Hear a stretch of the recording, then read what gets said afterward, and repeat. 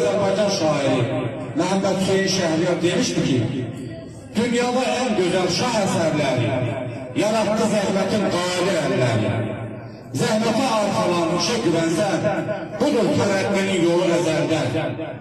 Siz tərəqqi yolu, zəhmət yolunu seçmək istəmirsiniz.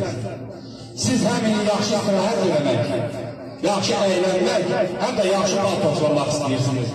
Bu isə dünyada mümkün olan məsələ deyil. Siz bilməlisiniz ki, həyat çox mürəkkəbdir, həyatın yenişi də var, yoxşu da var. Sonra doğru getməyin, zəhmətdən çəkilməyin, qorxmayın. En yüksək kürsülərdə işləyən adamlar, böyük dövlət adamları, dahilər, zəhmət çəkməklə öz məqsədlərinə nail olurlar və məqsədlərinə çatır.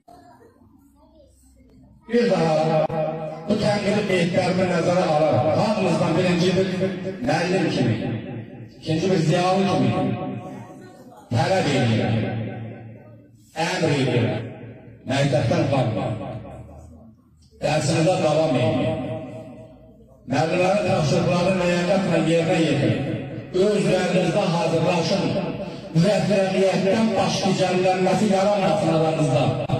Əmək elə təşəkkür edirəm.